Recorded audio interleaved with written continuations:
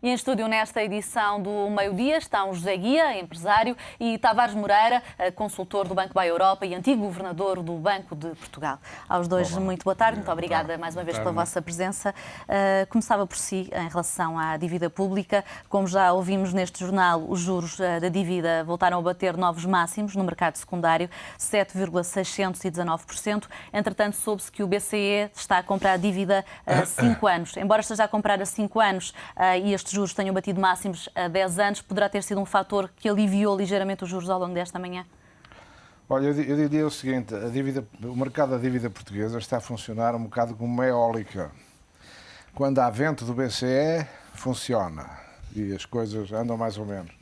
Quando o vento do BCE para, também para, portanto, deixa de funcionar. E, portanto, deixando de funcionar, isto é, deixa de haver procura, e as taxas de juros sobem acentuadamente, como aconteceu nestes últimos dias, e, portanto, hoje esteve perto de atingir 8%, que é uma coisa, de facto, fora das previsões, e muito menos quando se pensou, por exemplo, não estava cá a Marta na semana passada, mas aqui comentamos o facto de, na semana passada, o Estado ter conseguido colocar dívida, aí foi bilhetes do Tesouro a 1 ano e a 6 meses, a taxas inferiores às que tinha colocado no mês de janeiro. Porquê? Porque na altura se falava que havia a Cimeira Europeia e que provavelmente as funções do Fundo Europeu de Estabilização Financeira podiam vir a ser alargadas para comprar a dívida pública dos Estados em dificuldades, coisa que não estava de modo nenhum garantida. Eu disse na altura, enfim, isto é uma expectativa que existe, mas se não se confirmar, voltamos à estaca zero.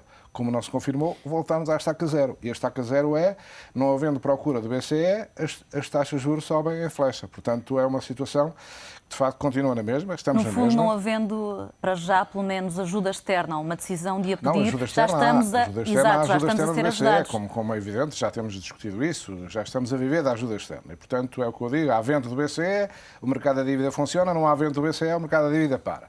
E, portanto, temos esta situação. Aliás, há aqui aspectos que merecem ser destacados, como nomeadamente uma colocação privada de obrigações que o Governo fez esta semana através de uma operação sindicada de 3,5 mil milhões. Foi uma operação muito grande. Mas é comum fazer essa emissão sindicada? Há 5 anos. É um procedimento comum as emissões sindicadas? Não é normal, digamos, aquilo que é normal é o Tesouro colocar em leilão as obrigações que quer emitir, não é? Portanto, neste caso, não foi pelo leilão, foi por uma colocação direta junto de um sindicato de bancos. Só que eu interrogo-me, porque o seguinte, a única coisa que foi divulgada dessa operação, e mesmo assim de uma forma não muito clara, foi a taxa de juros, que teria sido de 6,45% a 5 anos. Ora bem, mas nós sabemos, quem está enfim, nessas operações sabe, que nas operações sindicadas não há só juro, há também comissões. E, portanto, não se sabe quais foram as comissões. Mas, olhando à taxa de juros, para a dimensão da taxa de juros e à natureza da operação, não é de excluir que essa operação a 5 anos, aquilo que se chama o all-in cost, portanto, o custo global, considerando as comissões e a taxa de juros, tenha ultrapassado 7%. Ora, se foi assim, portanto, uma taxa de juros superior, como é muito provável que tenha sido, mas não se sabe, não há transparência e os mercados não gostam disso também, é muito possível que a emissão a 5 anos tenha sido feita a uma taxa acima de 7%, o que mas é uma porquê coisa este recurso a absolutamente uma anormal. emissão sindicada, já que não é um recurso comum, porquê esta opção nesta altura?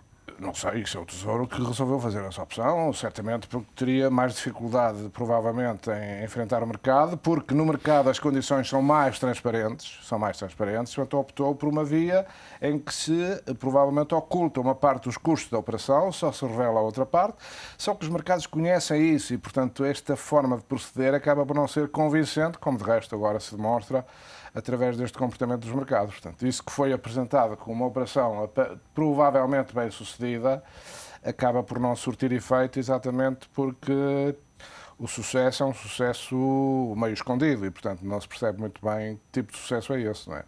José Guia, esta pressão sobre os juros, ora alivia, ora pressiona, acha que, apesar de tudo, o Governo continua a dar sinais de otimismo ou acha que é um otimismo aparente e, de facto, há ali alguma dúvida sobre se devemos ou não recorrer à ajuda externa? É uma aparência total. O Governo tenta dar sinais de otimismo, tenta fazer esse espetáculo, mas a evidência revela exatamente o contrário. Caminhamos tristemente no sentido do compromisso cada vez mais grave do nosso futuro. Essa é que é a grande verdade.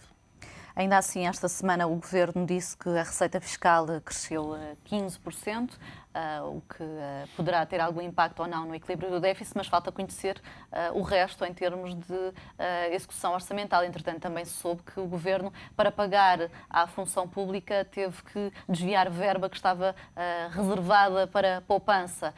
Ou seja, tudo só se saberá quando de facto sair a execução orçamental. É um jogo de máscaras. Isto é um jogo de máscaras. Simula-se e faz-se um fogacho com a história do aumento de 15% na receita fiscal, mas não se explica a que é que se deve esse aumento, ou qual é o significado desse aumento.